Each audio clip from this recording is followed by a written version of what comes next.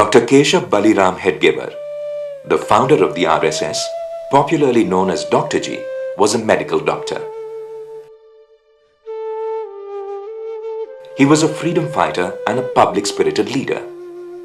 He worked closely with the leaders of the revolutionary movement as well as the Congress movement for India's independence. Determined to end the disunity and social evils engulfing Hindu society, he resolved to dedicate his life towards bringing about absolute social harmony. He had a vision of creating a movement committed to securing independence and building a self-confident Bharat capable of engaging with the world on terms of equality. And thus was born the Rashtriya Swayamsevak Sangh, or the RSS, on the Vijayadashmi Day in 1925 at Nagpur in central India. The stated objective of Param Vaibhav, the ultimate glory of the motherland. Bharat के आधार पर vision है कैसा बनाएंगे, दुनिया का सबसे श्रेष्ठ देश भी होगा, चरित्रवान होगा, प्रॉस्परस भी होगा और विश्व को इस झगड़े वाले संघर्ष वाले रास्ते से हटाकर समन्वय के, प्रेम के, आपस में मिलकर चलने के, भाईचारे के इस मार्ग पर चला सकेगा. Through its daily activity called the Sangha, the RSS has created a vast cadre of millions of disciplined young men committed to serving the country and humanity in countless ways, in the true Hindu tradition of Vasudhaiv Kutumbakam, the world as one family.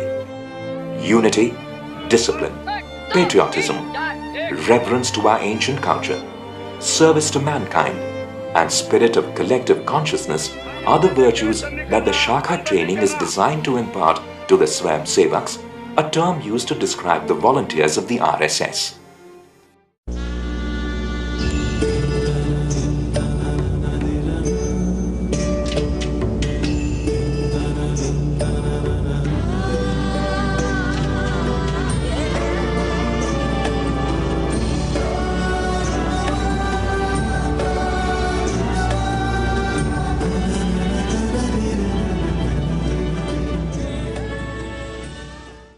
It grew from strength to strength under the leadership of Shri M.S. Golwalkar, Guruji, Shri Balasaheb Deoras, Professor Rajendra Singh, and by Shri K.S. Sudarshan.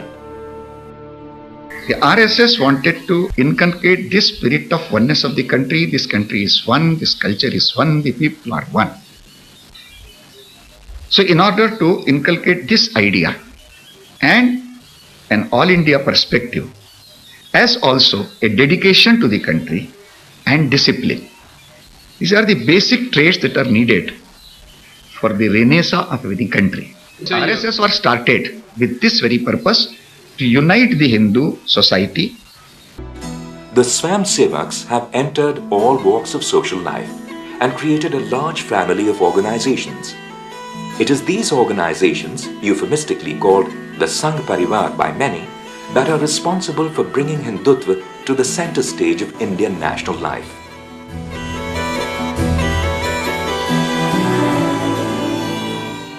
आज बहुत बड़ी संख्या में हिंदू समाज की सर्वांगीण उन्नति करने के लिए अनेक विविध प्रकार के यहाँ संगठन बनाए हैं.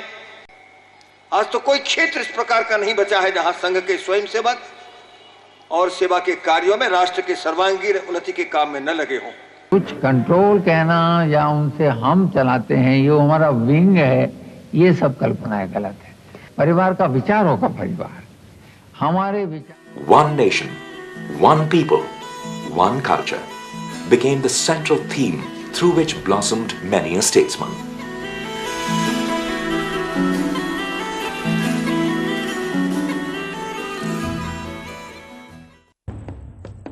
In essence, Hindutva, or cultural nationalism, is the cornerstone of the RSS thought.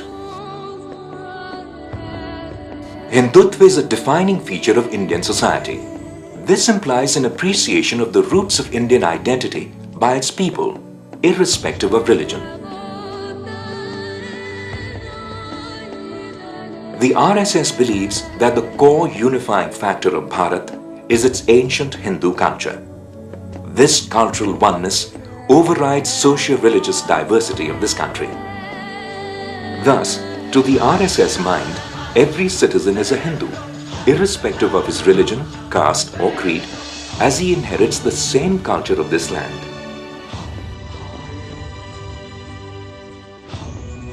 The RSS considers this nation as one and rejects the idea of dividing it on religious lines as minority and majority. It believes that the so-called minority, a Jew, a Parsi, a Muslim and a Christian too, is an equal inheritor of our heritage, as is a Sikh, a Jain, a Buddhist and an atheist. We believe that India is a Hindu nation. And whenever say it is a Hindu nation, we take the word Hindu to have a nationalist connotation. Because Hindu does not mean one particular way of worship. Some believe in God, some do not believe in God also. All of them have got a place in the Hindu society, in this nation, Hindu nation.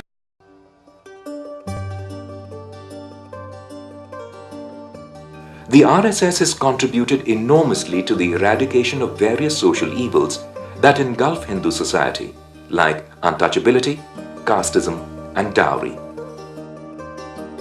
With the message of cultural unity of the entire nation, the RSS cadres have fanned across the length and breadth of the country in their efforts to free Hindu society of these social evils.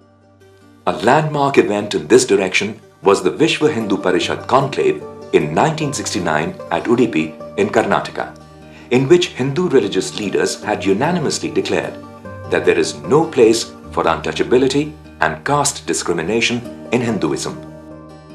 The words of the third Sarsang Chalak, Shri Bala Sahab Deoras, if untouchability is not a sin, nothing in the world is a sin, this must be thrown out, lock, stock and barrel, guide the Swam Sevaks as they pursue the goal of social integration through words and deeds. We feel that caste has no relevance and therefore it must go. Their efforts have earned them the accolades of Mahatma Gandhi and Dr. B.R. Ambedkar and many others.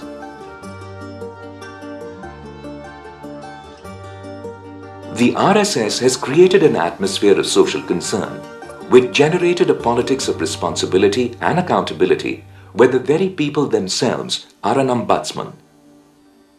This has resulted in a rare show of faith in the democratic process and engineered a tectonic shift in Indian politics when the RSS spearheaded the movement against the draconian emergency in 1975-77 and led to its trashing at the hustings.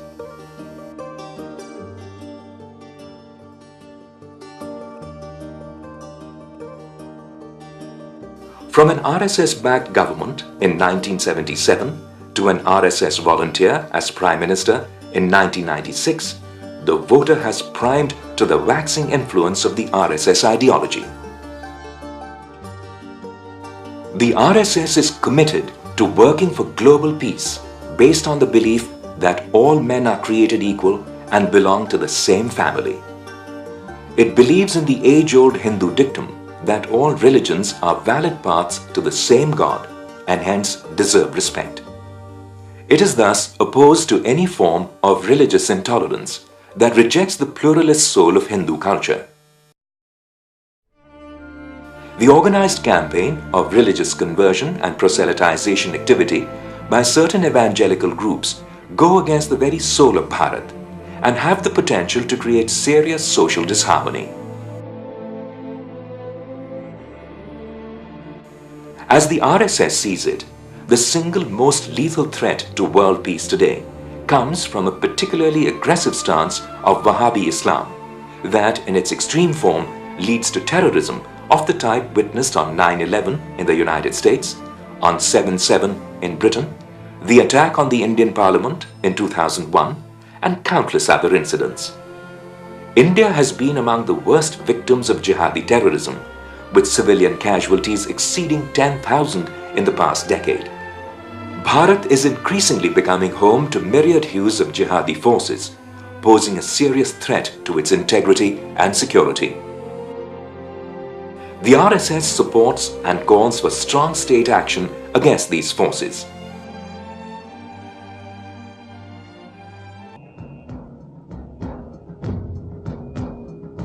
The RSS represents the forces of unity, peace and self-respect, as opposed to the forces of disruption, violence and self-delusion.